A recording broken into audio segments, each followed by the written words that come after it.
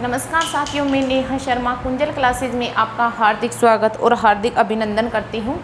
आप सभी को सबसे पहले श्रावण के वन सोमवार की हार्दिक शुभकामनाएं। आपका श्रावणी वन सोमवार मंगलमय हो, आपको सिलेक्शन दिलाने वाला हो और आप सभी को इसकी बहुत बहुत बधाई हो।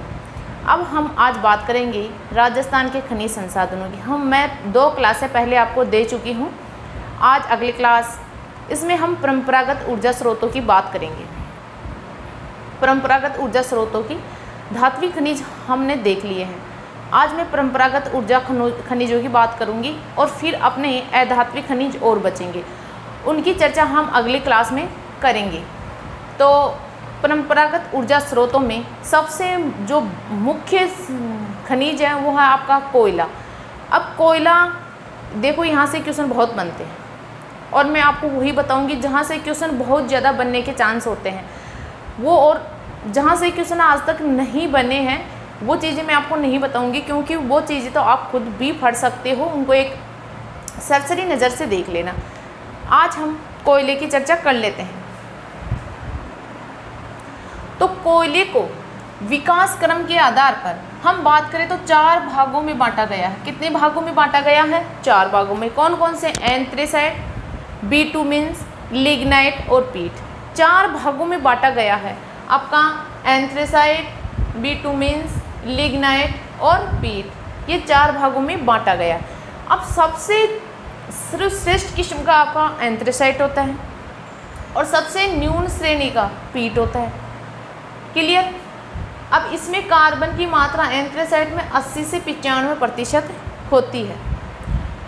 बिटुमेन्स में 47 से 72% कार्बन की मात्रा होती है। लिग्नाइट की बात करें तो इसमें 30 से 50% कार्बन की मात्रा होती है। अब हम राजस्थान के संदर्भ में पढ़ रहे हैं, तो राजस्थान की तो चर्चा हम करना भूल ही रहे हैं। तो राजस्थान में कौन सी श्रेणी का कोयला पाया जाता है? तो राजस्थान में लिग्नाइट श्रेणी का कोयला सर्वाधिक पाया जाता है। ये आपको याद होना चाहिए, क्योंकि जब राजस्थान को ही पढ़ रहे हैं तो राजस्थान के बारे में तो जानना जरूरी है। तो राजस्थान में लिग्नाइट श्रेणी का कोयला पाया जाता है। फिर पीट, ये कोयला निर्माण से पहले की अवस्था है। पीट कोयला निर्माण मतलब कि कोयले का निर्माण हुआ था, उससे भी पहले की अवस्था है पीट। और इसमें कार्बन की मात्रा 27% से कम होती है। आपको देखो, इनके नाम तो याद होने ही चाहिए। एंथ्रेसाइट, बिटुमेन्स, लिग्नाइट और पीट। सर्वश्रेष्ठ एंथ्रेसाइट, सबसे न्यून क्वालिटी का होता है आपका पीट, और राजस्थान में पाया जाता है लिग्नाइट। ये आपको इतना सा याद होना चाहिए। फिर हम इसके उपयोग की बात कर लेते हैं। इसका उपयोग किस किस क्षेत्र में किया जा रहा है? तो ईंट के भट्टों में देखो, ईंट आजकल जो ईंट बनती है तो उसको गर्म तपाने के लिए ज़रूरत पड़ती है ईंधन की, तो अब ईंधन भी यूज में लेते हैं, और ईंधन के अलावा आपके कोयले भी यूज में लिए जाते हैं। फिर तापीय संयंत्र, विद्युत निर्माण और लौह इस्पात उद्योगों में इसका उपयोग किया जाता है। और ये एक परंपरागत ऊर्जा खनिज है। देखो, आपको ये आपके मिक्स नहीं होनी चाहिए। जैसे मैं आपको बोलूँ मैंगनीज कौन सी कैटेगरी का खनिज है, लोहा कौन सी कैटेगरी का है, जिप्सम कौन सी कैटेगरी का है, तो ये आपको फटाफट याद होनी चाहिए। पहले इनकी कैटेगरी याद कर लेना, क्योंकि कई बार क्वेश्चन यहीं से भी पूछ लिए जाते हैं कि इनकी कैटेगरी क्या है।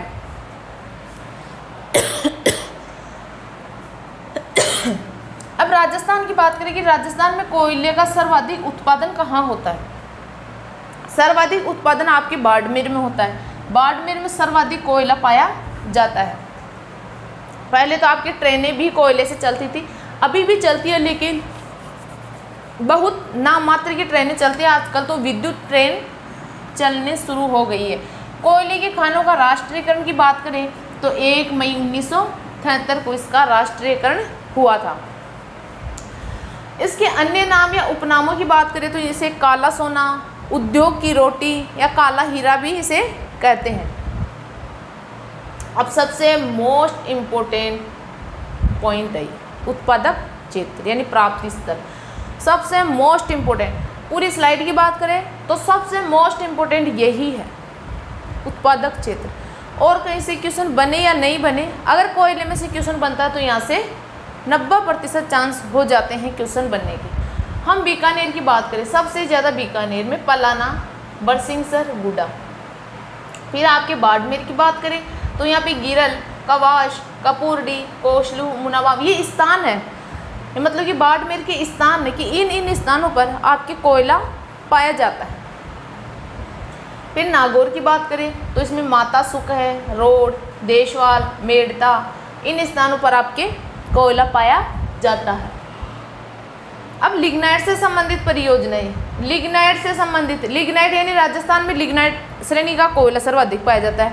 तो ये इसी का फैक्ट है, ये इसी बिंदु का फैक्ट है ये कि राजस्थान में 4 प्रकार के कोयले होते हैं, उनमें सबसे ज़्यादा कोयला लिग्नाइट श्रेणी का राजस्थान में पाया जाता है। तो अब लिग्नाइट से संबंधित जो परियोजनाएं हैं राजस्थान में तो वो कौन कौन सी है, ये तो अच्छा सा क्वेश्चन बनेगा यहाँ से। तो ये तो एक मैं बताती या नहीं बताती, लेकिन आपके जहन में भी ये क्वेश्चन आना चाहिए था कि लिग्नाइट कोयला सर्वाधिक राजस्थान में पाया जाता है, सही बात है, लेकिन लिग्नाइट से संबंधित परियोजनाएं या कोयले के स्थान कौन कौन से हैं ये तो हमें आनी चाहिए। तो हम बात करें बरसिंहसर, गुडा, बीठनो ये आपके बीकानेर में, और गिरल ये आपके बाड़मेर में। देखो गिरल से 2012-13 में आर-टेट लगी थी, उस समय रीट नहीं थी, आर-टेट थी। उस समय एक क्वेश्चन आया था कि गिरल का संबंध किस ज़िले से है, यह क्वेश्चन आया था गिरल का संबंध किस ज़िले से है, तो ये बाड़मेर इसका सही राइट आंसर है। तो देखो मैं केवल आपके लिए मलाई लेके आई हूँ, फालतू का कचरा इसमें नहीं है, लेकिन आपको लिग्नाइट से संबंधित परियोजनाएं ये भी मोस्ट है, उत्पादक क्षेत्र भी मोस्ट है, मतलब कि पूरा ये जो स्लाइड है वो वेरी इंपॉर्टेंट है, कोयला मोस्ट इम्पोर्टेंट है, और मैं वही करवा रही हूँ जो आपके एग्जाम में जहाँ से क्वेश्चन पूछे जाएंगे। ये आपके क्वेश्चन आया हुआ है, राष्ट्रीयकरण कब किया गया था, 1 मई 1973। ये एक बार एग्जाम में पूछा गया था क्वेश्चन, तो मैं आपके लिए केवल फैक्ट और पिछले पेपरों में यानी गत वर्षों की परीक्षाओं में पूछे गए प्रश्न का संग्रह ही स्लाइड में लाती हूँ, वो उसमें ऐड करके, और जो मोस्ट इम्पोर्टेंट फैक्ट होता है वही मैं आपको बताती हूँ, ठीक है।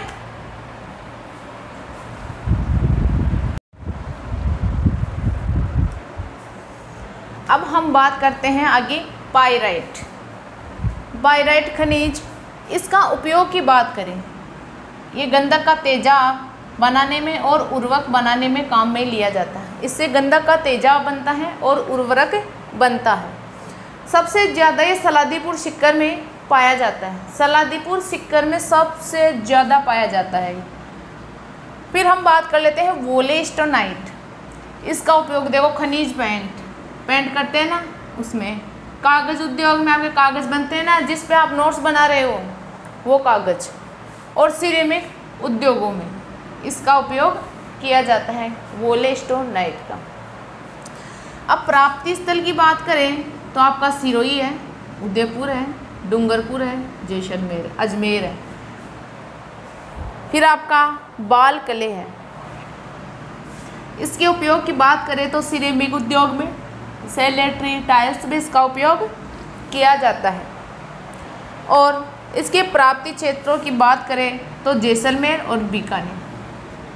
अब मुझे बीच में एक बात याद आ रही है कि मैं आपको ऐसे बोली थी कि मैं आपको खनिजों की एक ट्रिक बताऊंगी, तो मैं सबसे पहले आपको धात्विक खनिजों की, फिर अधात्विक खनिजों की, और फिर ऊर्जा खनिजों की, उनकी मैं आपको ट्रिक बता दूंगी, ठीक है। लेकिन ट्रिक ऐसी बताऊंगी कि लोह है, अलोह है, मतलब कि जो अलग अलग हैं उनकी अलग अलग ही बताऊंगी। तो मैं लोह धातु की आपको ट्रिक बताई थी पिछली क्लास में, क्या बताई थी, लो मैग्नीटाट कोको है, लोहा, मैंगनीज, निकिल, टाइटोनियम, टंगस्टन, क्रोमियम और कोबाल्ट। लो मैग्नीटाट कोको है। देखो मुझे याद है, मैं उसी टाइम बनाई थी ना, उसी टाइम पढ़ी थी और दोबारा मैं देखी भी नहीं कि लो मैग्नीटाट कोको है। ये धात्विक खनिजों में लोह धातु की ट्रिक है। अब धात्विक खनिजों में ही अलोह धातु की ट्रिक मैं बता रही हूँ आज, क्योंकि मैं एक साथ नहीं बताऊंगी, क्योंकि वो मिक्स हो जाती है और याद भी नहीं रह पाती है। मैं एक क्लास में एक ट्रिक बताऊंगी, क्लियर। अब अलोह धातु में आपके पहले जो दो जुड़वा धातु आती है, एक तो सीसा और जस्ता, दोनों को हम जुड़वा खनिज मानते हैं, सीसा जस्ता। तो दोनों आप यहाँ पे रख लेना, सीसा और जस्ता, सीसा और जस्ता, ऐसे याद करना, कभी नहीं भूलोगे। फिर आपका सोना और चांदी, ये दोनों को हम साथ साथ में पढ़ते हैं, सोना चांदी। क्लियर? यहाँ तक किसी को कोई डाउट? बिल्कुल नहीं, हो ही नहीं सकता है कि जुड़वा खनिज सोना चांदी सीसा जस्ता, इनको हम जुड़वा खनिज समझते हैं।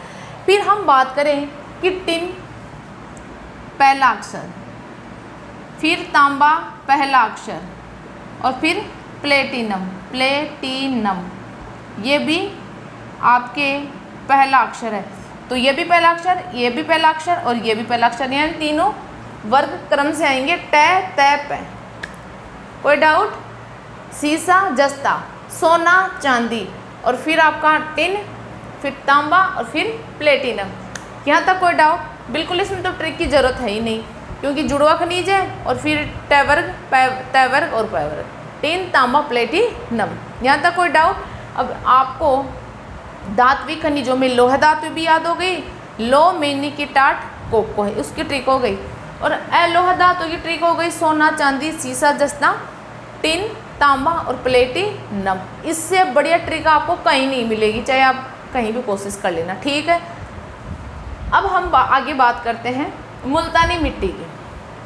मुल्तानी मिट्टी लड़के और लड़के आजकल फेस पे बहुत लगाते हैं, जिसकी ऑयली स्किन होती है वो चेहरे पे लगाते रहते हैं, मालिश करते रहते हैं, हमारे साहब जी भी करते हैं। तो उसमें आपकी प्रसाधन सामग्री में आ गया वनस्पति खनिज तेलों में, चर्म रोग में, अगर कोई चमड़ी में कोई रोग हो जाता है जैसे दाद खुजली वगैरह है ना, तो वहाँ भी हम मुल्तानी यूज करते हैं। और ऊनी कपड़ों की धुलाई में भी मुल्तानी का प्रयोग किया जाता है। अब इनके उत्पादक क्षेत्रों की बात करें तो ये बाड़मेर में, बीकानेर में और जैसलमेर में यहाँ मुल्तानी मिट्टी सर्वाधिक पाई जाती है। फिर बात कर लेते हैं हम चूना पत्थर। चूना पत्थर का दूसरा नाम है लाइम स्टोन। क्या नाम है? Lime stone. देखो आप ये उपनाम है ना, ये याद कर लेना।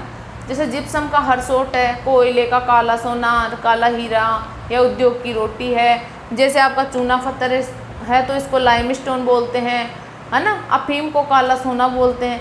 मतलब कि या तो मैं सारणी आपको बनवा दूंगी, या फिर जैसे जैसे मैं ये लिखवाऊँ ना, जैसे मैं जिप्सम फटाई तो हरसोट लिखवाई, चूना पत्थर फटाई तो लाइम स्टोन लिखी, मैं इसके सामने वैसे लिख रही हूँ, तो आप खुद भी ये बना सकते हो, ठीक है। तो ये अवसादी चट्टानों में पाई जाती हैं। 3 चट्टानें होती हैं, आग्नेय, अवसादी और कायांतरित। तो उनमें से ये अवसादी चट्टानों में आपके चूना पत्थर पाया जाता है। अब हम बात करें इनकी प्राप्ति स्थल की। ये जैसलमेर में सानू, सम, कुलधरा इन क्षेत्रों में पाई जाती है।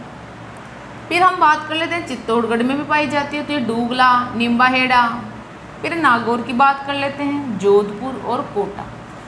इन जगहों पे आपके चूना पत्थर पाया जाता है। अब बात कर लेते हैं फायर क्ले, क्योंकि मैं इस पेड़ से इसलिए चल रही हूँ क्योंकि इनको में कोई समझाने लायक चीज़ तो है नहीं, समझाने लायक होती है मैं समझा देती हूँ। और बस केवल याद करना है, नोट्स बनाओ और अच्छे से आराम से मस्त होकर पढ़ाई करो बस, और कोई लेना देना है नहीं इसमें, क्योंकि याद तो तुम्हें करना पड़ेगा, मैं थोड़ी याद करके दूंगी तुम्हारे को। बस मैं आपको पका याद दे रही हूँ, आपको केवल और केवल नोट्स बनाने हैं। और नोट्स ढंग से बनाने भाई, साफ़ सुथरे बनाना, लाइन छोड़ के बनाना, ताकि आप जब भी पढ़ने बैठो तो आपकी इच्छा हो उनको देखकर। ये नहीं आप ऐसे घास काट के बनाइए और उनको देख के आपका दिमाग ख़राब हो जाए, ऐसे मत बनाना।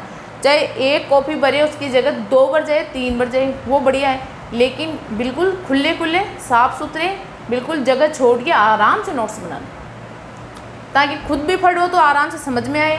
और जब भी आप नोट्स पढ़ने बैठो, आपके पास जैसे ब्लू पेन से आप लिखते हो तो आपके पास रेड पेन होना चाहिए या ग्रीन पेन होना चाहिए। मतलब कि जिस कलर से आप लिखते हो उसके अलावा अन्य कलर का पेन आपके पास होना चाहिए। जहाँ भी आपको मोस्ट लगे, जहाँ मैं मोस्ट लगवाती हूँ वो है, तो आपको जहाँ भी मतलब कि डाउट हो या मोस्ट फैक्ट लगे उसको आप और गोला कर लेना, ताकि बार बार उसी के ऊपर ज़्यादा फोकस पड़े आपका, ठीक है। फिर हम बात कर लेते हैं फायर क्ले।